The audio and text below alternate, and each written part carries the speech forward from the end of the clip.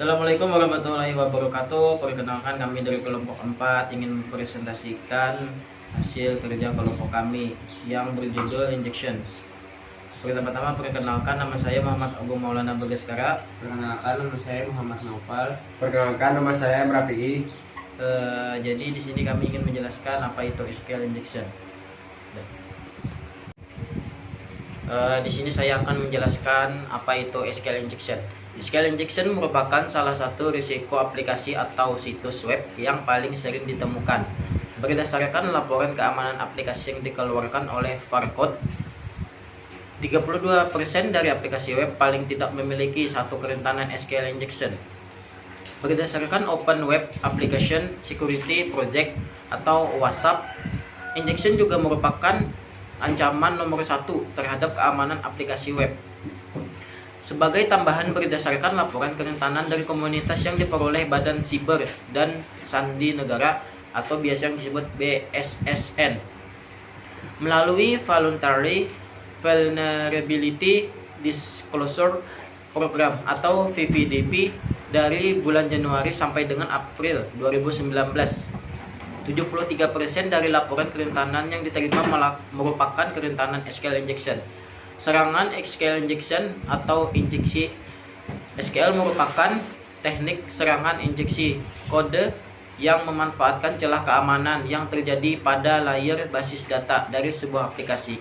Hal ini terjadi sebagai akibat dari data yang diinputkan oleh pengguna tidak melakukan validasi dan tidak dimuat di dalam baris perintah query SQL. Selanjutnya, dampak serangan SQL injection. Dampak-dampak dari teknik serangan SQL injection cukup beragam. Beberapa di antaranya yaitu sebagai berikut: melakukan bypass terhadap mekanisme autentikasi. Teknik serangan ini memungkinkan penyerang untuk masuk ke dalam aplikasi dengan hak akses administratif beberapa tanpa menggunakan username dan password yang valid. Yang kedua, melakukan modifikasi data.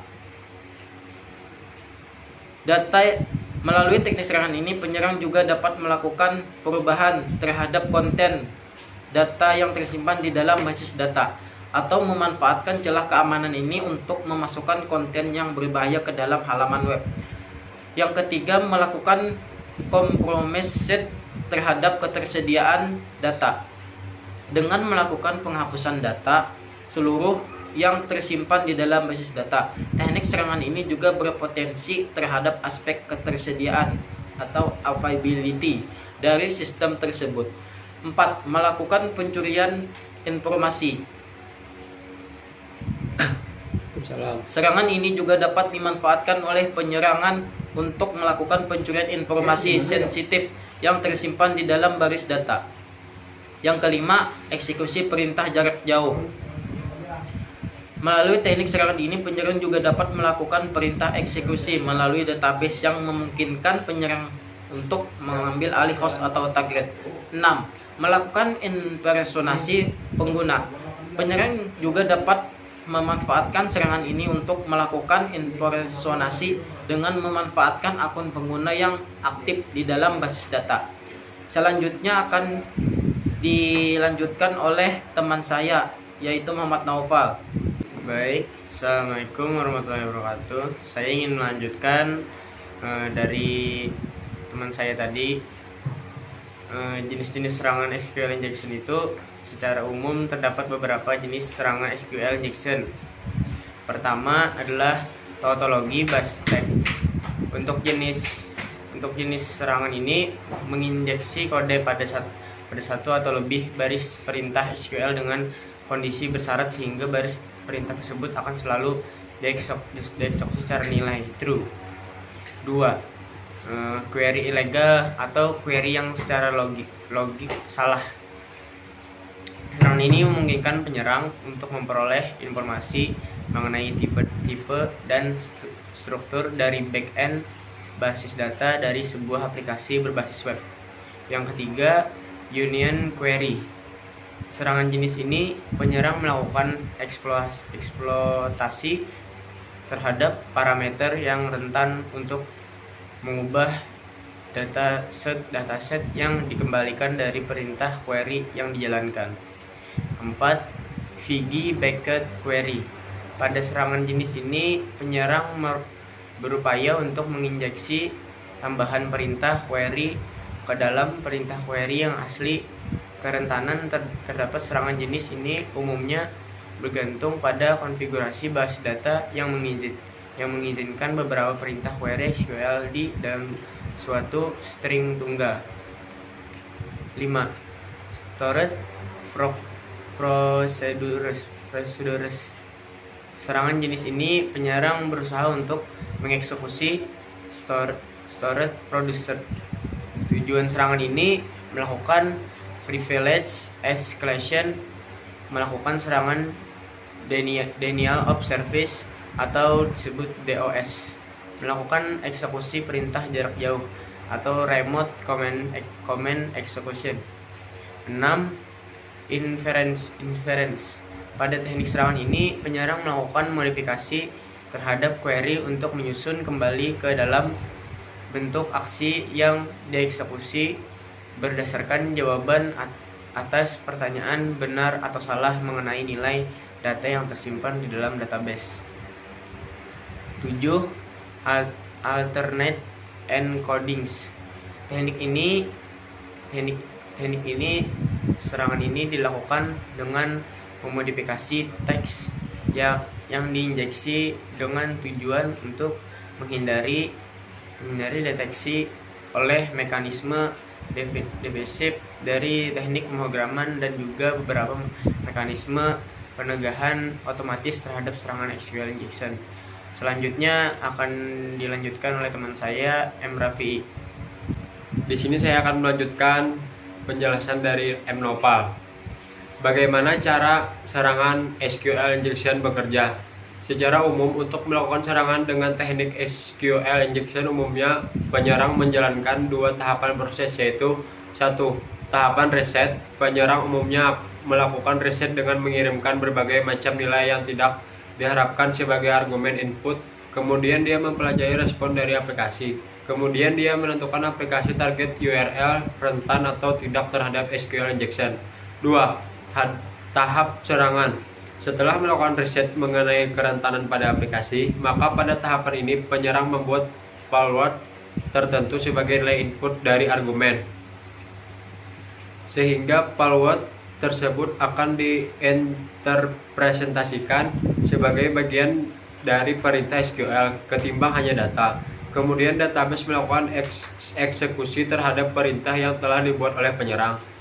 Serangan SQL injection terjadi karena aplikasi web yang tidak melakukan validasi terhadap nilai yang diterima dari formulir isian pada web, coki, parameter, input, dan lainnya, sebelum melewatkan nilai tersebut ke query SQL yang akan dieksekusi pada server database. Dengan demikian, hal ini memungkinkan penyerang untuk memanipulasi input sehingga data yang dikirimkan dapat diinterpretasikan sebagai kode atau perintah SQL ketimbang sebagai data. Pencegahan terhadap serangan SQL injection. Berikut merupakan beberapa langkah pencegahan yang dapat dilakukan untuk mengatasi serangan SQL injection, yaitu 1. Menggunakan parameterized SQL query. Menggunakan parameterized query atau prepared statement merupakan salah satu teknik sederhana dan dapat dikatakan mudah untuk dilakukan. Penggunaan parameterized query ditunjukkan agar database dapat membedakan mana yang merupakan SQL statement dan mana yang merupakan data yang diinputkan oleh pengguna. Melalui cara ini, penyerang tidak bisa mengubah isi query walaupun telah memasukkan kode SQL saat melakukan input. Berikut merupakan contoh penggunaan prepare statement pada bahasa pemrograman PHP. 2. Lakukan pengecekan pola pattern check. Validasi input data dengan menggunakan regular expression. Secara umum terdapat dua hal yang dapat dilakukan untuk melakukan validasi input, yakni A. Melakukan whitelist hanya menerima input data yang memang benar-benar diketahui baik. Beberapa hal yang perlu menjadi pertimbangan melalui cara ini antara lain yang diizinkan, tipe data, ukuran data, data range, konten dari data. B. Melakukan blacklisting, hanya menolak input data yang memang benar-benar diketahui tidak baik. Hal yang dapat dilakukan pada teknik ini yakni menolak input yang mengandung konten berbahaya.